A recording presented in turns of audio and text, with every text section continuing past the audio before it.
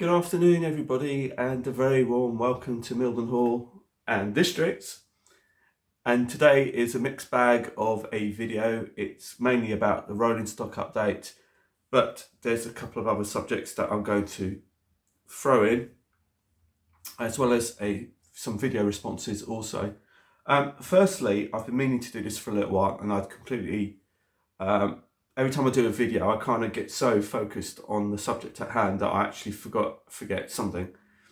And so what I wanted to start with is to say a massive thank you to you all, because basically my subscribership has gone up mainly due to Richard's video when he sort of was doing his new junction video, and he was talking about the tools and mentioned that I'd spoken to him about some of the tools.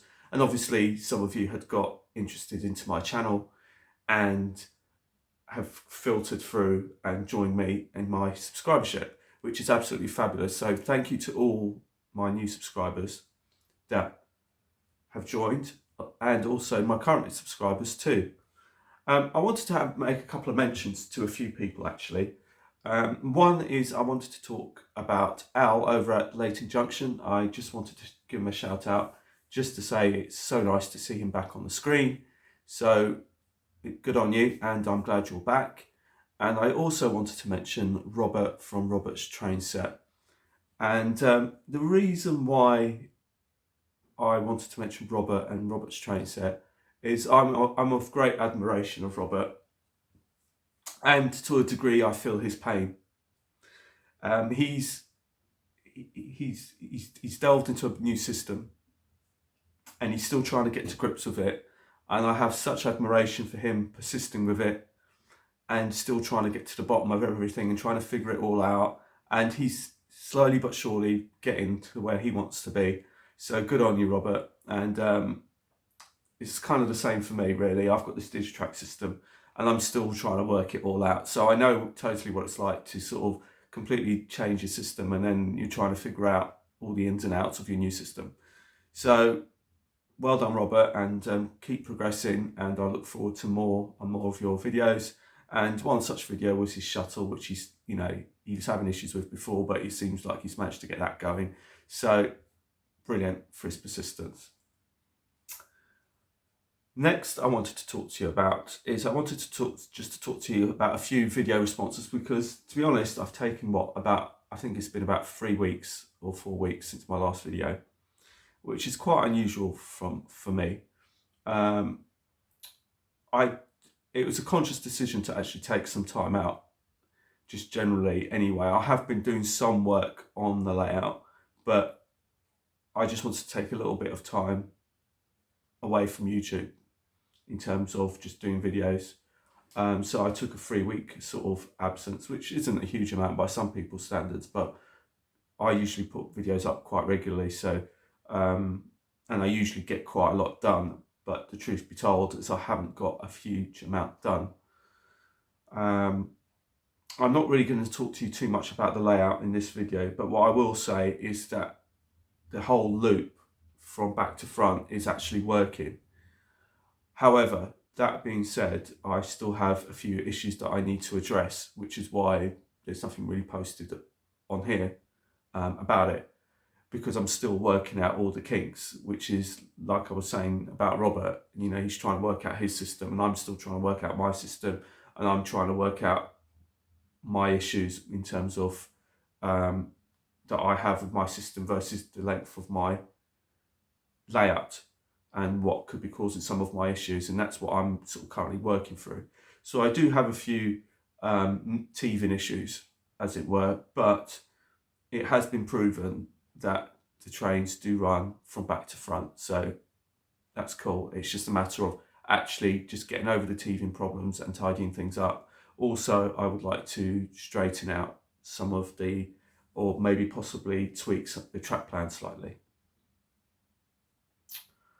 Next, I wanted to talk to you about some of the video responses that I've been getting, because to be quite honest, I've been a little bit slack on my last video in terms of getting back to you, all of you guys who've taken the time to actually contact me and post comments on my video, and so I do apologise, but I just wanted to sort of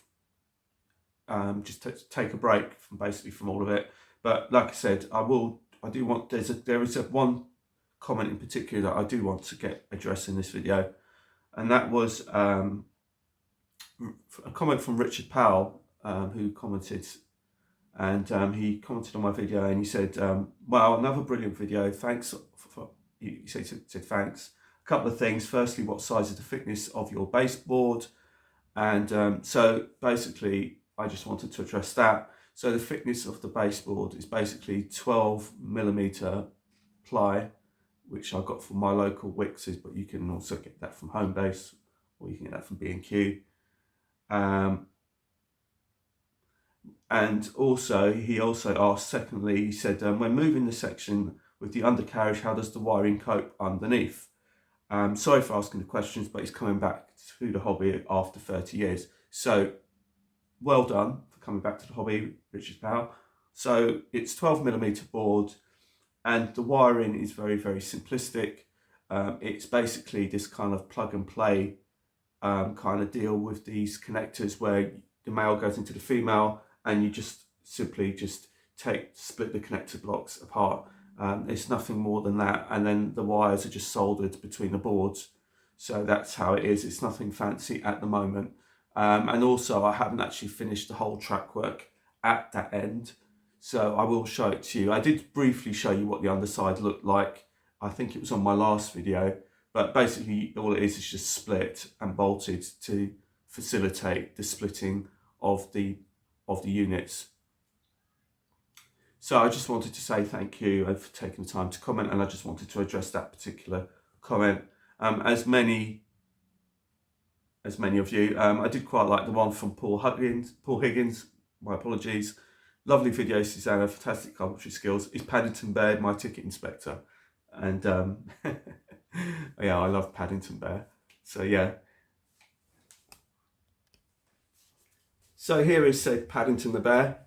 The sort of backstory on him was I went to London, and those of you who don't know, my family are based in London, and I live here in Alton.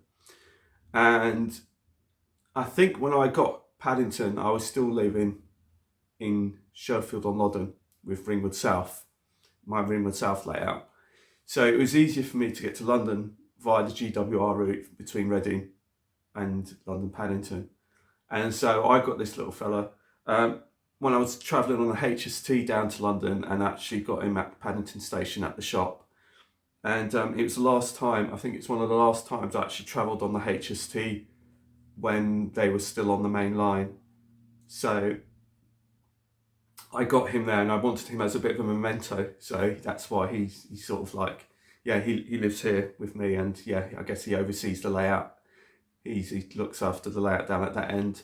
And also, for those of you who don't know, there is actually a statuette of Paddington Bear on platform 1 at Paddington Station. So here is Paddington. Say bye, Paddington. There's also a lovely comment from 1968 Concord, who says, superb on a personal note, come back and drive the 283. Driving standards have dropped, my dear. All the best. It's an awesome layout is awesome. Pity we didn't have a London United Model Railway Club, as I know my garage, the Brook and Bush, had railway and bus modelers. So for those of you who don't know, when I started my bus driving career, I was based in Stamford Brook, and I learnt at Stamford Brook, and that was my first bus route, was the route 283, and at that time it was between Shepherd, what am I talking about? East Acton, Brunel Road, and Barnes Wetland Centre. So that was my first route. So so nice that there's somebody out there who recognises the route and remembers, you know, who's from that part of the world. So anyway, so what is this main video about? So the main crux of this video is about a rolling stock update and various aspects of the various rolling stock. But before we go there, I should quickly mention I've got some new graphics for the layout. One of them you can see just behind me. So as you can see, in now it says Mildenhall and Districts. I should say that this whole fascia and the fascia around the corner have had a complete paint job, another paint job. This one needed it because this one was looking a bit tatty, because I wasn't too happy with the finish when I did it the first time round, and so I had to sand it back a bit, so it needed a new coat of paint. So here are some of the graphics that I've picked up for my layout. Some of it's a bit snazzy. So we've got this kind of Southwest Trains, which is based on those of you who know Southwest Trains will know the Class 444s are mainly white, whereas the 450s are mainly blue, and then you've got the suburban services, which were basically red trains. I model Southwest Trains, as I'm not really a fan of South Western Railway. You don't seem to get much of a service from them around here, unfortunately. This always seems to be engineering works pretty much most weekends. I preferred it when it was Southwest Trains, but I guess that's down to Network Rail too. So, but hey ho, yeah, I did prefer the delivery of this Southwest Trains, to be honest. So I also got this, another graphic, self-adhesive, and that's a picture of the 444.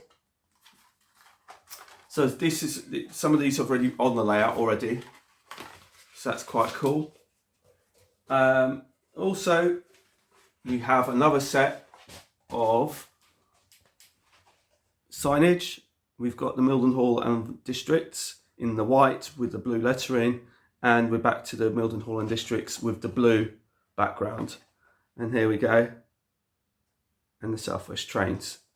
And they're all self-adhesive, and they're all in the sort of font, the Southwest Trains font. So it just gives just places my layout where it needs to be in that part of the world, which is the southwest part of the world. So now we can move on to the rolling stock update. So it's hard to see where to start. I guess we'll start with this one. Now, you guys will be familiar with this, and this is a Lima Class 60, which I refurbed a little while ago. The reason why I'm showing you this one is I've been having issues with this one, and I couldn't figure out why for a long time. It's not because it's not running well, because it is running well. The problem is it doesn't stay on the track very well. And it took me a bit of time. It's had, like I said, it's had a new Streff pepper motor in it. And so I was thinking, yeah, it's going to be running lovely. And it does, but it just seems to fall off my crossovers, which I wasn't quite sure why. It turns out, I've now since sorted it out. It was running perfectly fine on this direction, going this way, but this is where the hook is. And it was, so going that way with the hook, I didn't really want. I wanted it to run proper, going that direction, where I've put the detail, but it wasn't. It turns out that this front bogie, the wheel sets were all out of gauge, and they're too widely separated, and so basically it just ran over the point work and just derailed all the time. So I had to re-gauge the front bogie, and it's now running perfectly fine. So this 60 is now back on the rails, as it were, and should stay there hopefully permanently. So that was, and this is, like I said, this is a Lima 60 which I've repainted. Transfers from Railtech, everything's from Railtech, and it looks great. Very fiddly to do this bottom stripe. I nearly completely messed it up, but luckily I managed to save it, but it was a very fiddly job. But this cost me a damn sight cheaper than buying the new Hornby one at their new ridiculous Hornby prices. Like I said, I think we've all spoken about that, and I think it's just crazy. So on that theme, I've done another repaint, and I'm particularly pleased with this one because I do have a special fondness for this particular type of locomotive. I've said this many times before, but when I was younger, I used to travel a lot to Gatwick Airport. Back in the day, when I was travelling to Gatwick Airport to do my plane spotting, I used to travel on the local hauled services, which was the Class 73. These days it's run by EMUs, which isn't really quite as fun, but I've always loved the Class 73. So I did have a blue 73, but the plan for that blue 73 was to get it renumbered and get the nameplates for it. However, I was just struggling to get the numbers and the nameplates for it. But I had this brainwave and I had an idea. And so here it is. It's now in yellow. And it's in network rail yellow. It's been weathered. It's been detailed. It's got the snow plows fitted to the front of it. And also it's had head code boxes put onto it. The buffers have been painted. The chassis has been painted.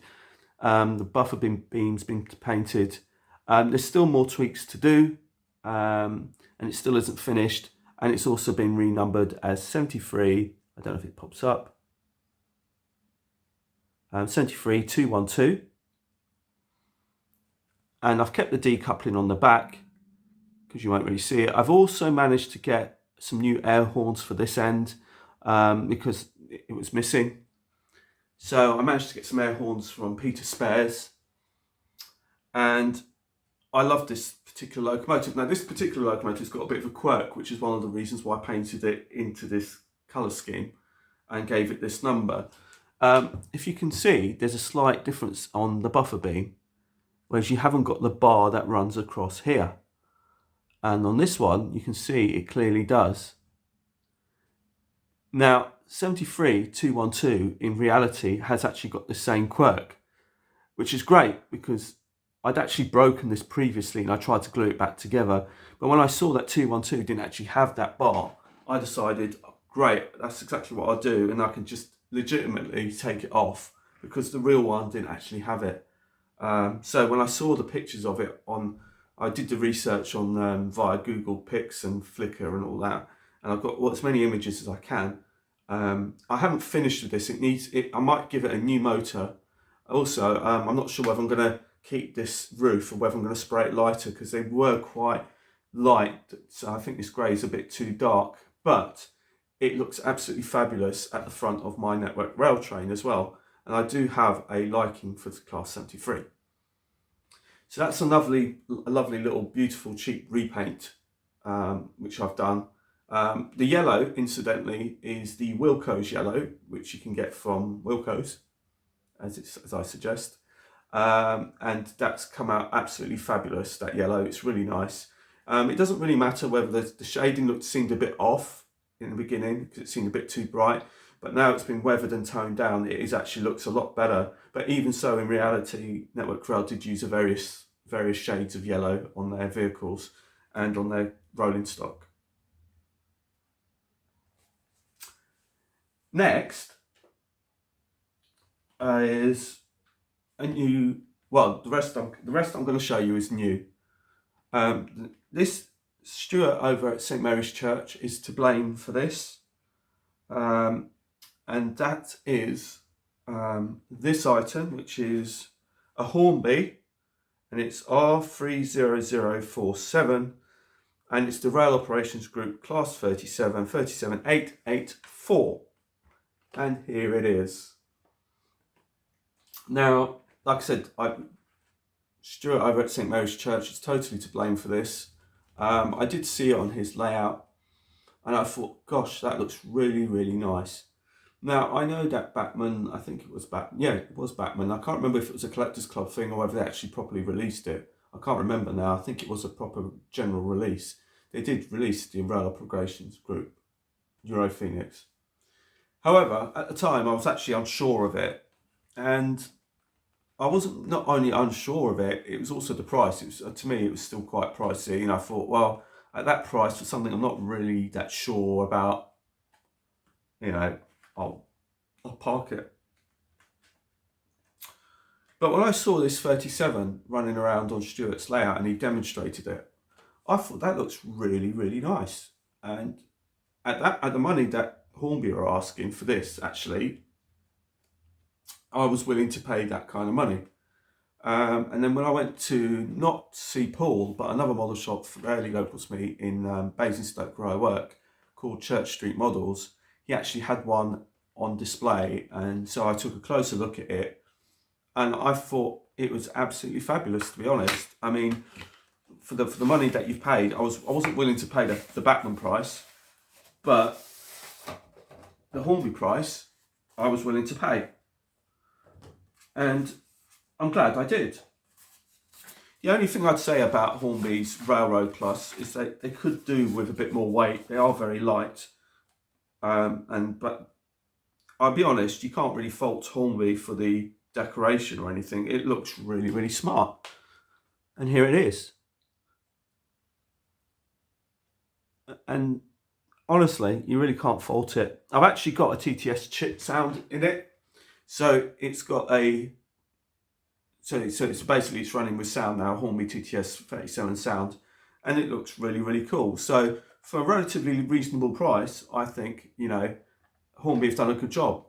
That I've got a sound chip onto this Class 37, and it's a Hornby Railroad version, and well, Railroad Plus, I guess. Well, on the box says Railroad, it doesn't say mention anything about Plus, but I think it is one of their Plus ones.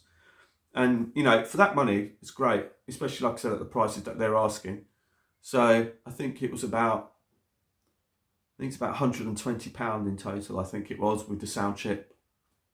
So I don't think you can argue with that. A loco and a sound chip for 120, I think, you know, you can't argue with that, and it's in really nicely decorated. So well done to Hornby for that. So what's next? Well, like I said, the rest of the stuff that I've got to show you is new.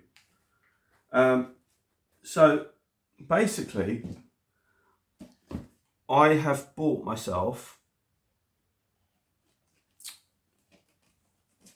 some of these Acura scale wagons. These are the all singing, all dancing Acura scale wagons. These are what they call the cut down versions. I'm not going to go into reviews because loads of people have done reviews on them, but let's just say that I'm very, very, very, very pleased with them. I have bought, which I'm sure you're all asking yourself, what they are. I've basically bought the whole 4-pack of C-Mex ones. So basically there's 4 packs that I've bought, but I've got a 5th pack, which is this one here, which is the NACO ones. So that will give me 10 wagons in total. And I'm extremely grateful to Paul at my local model shop for his diligence and his kindness. And what I mean by that is, when he knew I'd like them, and he asked me, I mean, obviously it's for his benefit because obviously the money's going to him, but you know, he actually asked me, do I want them? You know, will I be interested in them? He told me straight away. He said, if you want them, tell me straight away, and then because I don't want you to miss out if you want them. And he's kindly done it to me on a kind of sort of installment kind of thing. And like I said, I've got 4 boxes here. I've got 1 more to pick up. And so that will give me 10 wagons, which I think is a nice enough rake. Now if I just take this one out as well. It's just sort of like stuck there. So these are the C-Mex ones.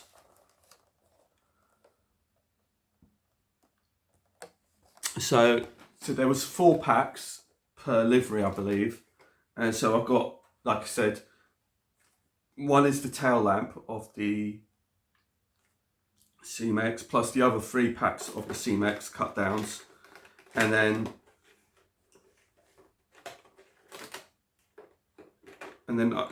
obviously then there's the NACO ones, which I've just shown you as well. So in total, like I said, I'll have 10 wagons in total to run round with my various GBRF 66s, which there are plenty with. And also because I've got a couple of GBRF 60s that I've created, so they can run with those as well. And I have to say that these wagons are beautiful. And I wasn't very pleased with my original Acura scale purchase. It has to be said. Where I had bits and pieces falling off the most of them. However, these ones are faultless. They're superb. And the last thing to cover in this video is another new locomotive. This is a Dapol. It's a Dapol locomotive. I've always particularly liked this locomotive when I saw it in Paul's shop, but when I went to buy it, he didn't have it in stock. And they have since been really difficult to get hold of. You can seem to get N-gauge versions of this particular locomotive. I've seen quite a few of these, but to get this particular version in 00 is like really rare. But luckily, I managed to find one on eBay. And the reason why I bought this particular locomotive, which I'll tell you about in a minute, is because my nuclear flask terminal that I had in Moorwood over in Beringer, my Beringer layout back in the day, I've actually going to recreate here. So I've bought another Dapol 68, and this particular 68, like I said, is very difficult to get hold of, but it's an absolute gorgeous version of the Class 68. And I didn't want to get the Trans-Pennine one, but I did want to get another DRS one, so I can double head them. And this one that I bought, if I get it out,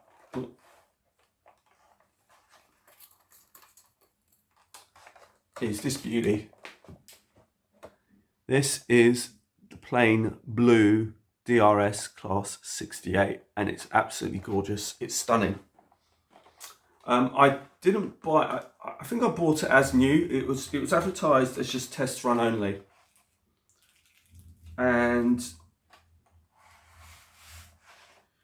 so I managed to buy it for just under the same price that I paid for my brand new one when they were DCC ready.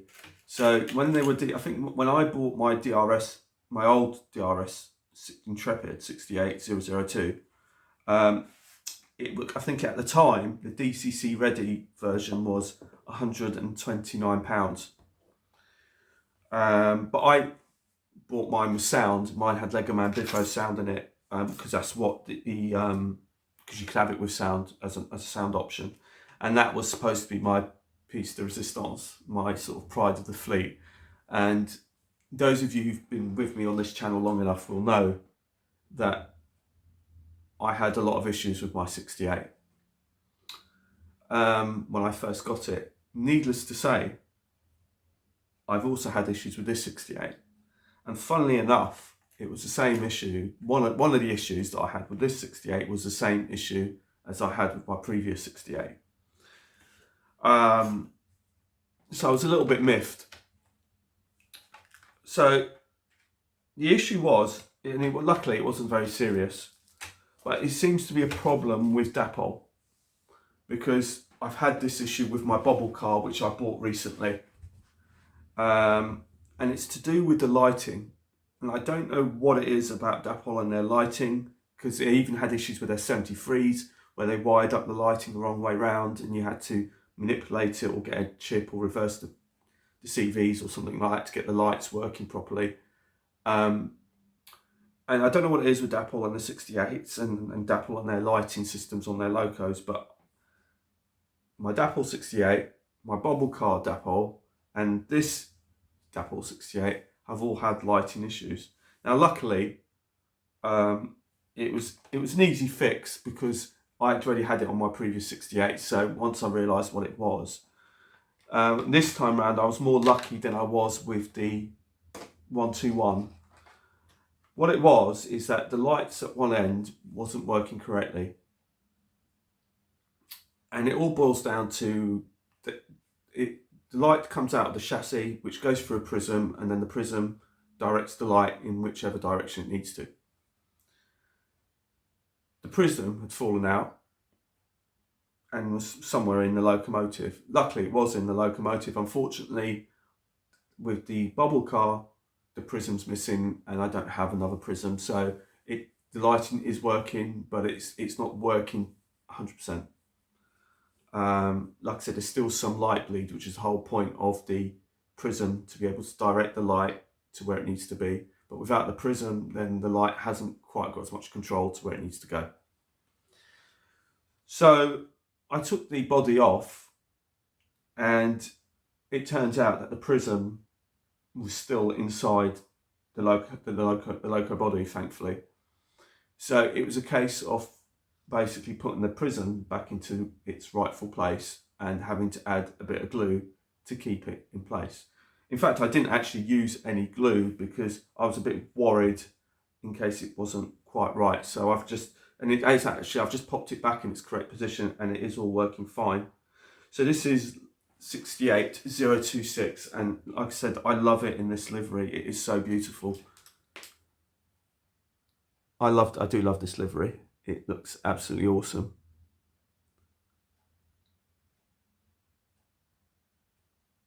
And it runs really, really nicely. That was the only thing that was wrong with this, was the prism had fallen out.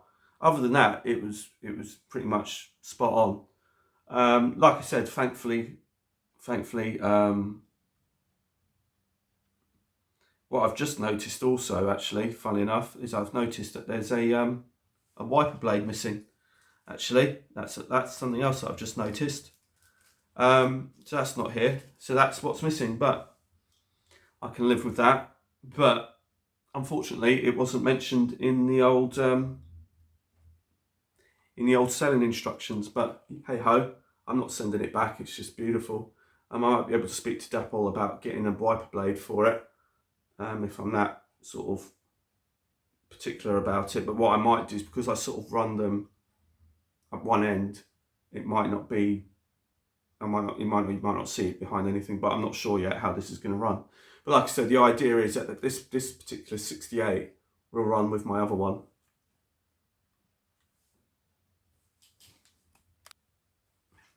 So here is my other 68, and this is 68002 Intrepid. So the idea is that these two will run in tandem together. Hopefully, if I can get them to speed matched well enough, hopefully they can run together. But yeah, so this one I bought brand new, with factory sound fitted, and that had Legoman Biffo sound fitted to it. So I've got this one here. So, and this one is 68026, but this one hasn't actually been named. And from what I gather, 68026 is now actually in TransPennine colours. I did do some research on Google Maps. Google Maps. What am I talking about? YouTube, and the most recent video seems to show that it's now in TransPennine colours. It used to be in the plain blue, but now it's in TransPennine colours. So that concludes the end of this video. I hope you've enjoyed it. Like I said, I'm not going to go too much into the layout update because this video is really going on quite a bit. I hope you've enjoyed it. I hope you found it interesting. And until the next time, it's goodbye from me and Mildenhall and District. So until the next time, it's bye for now. Bye.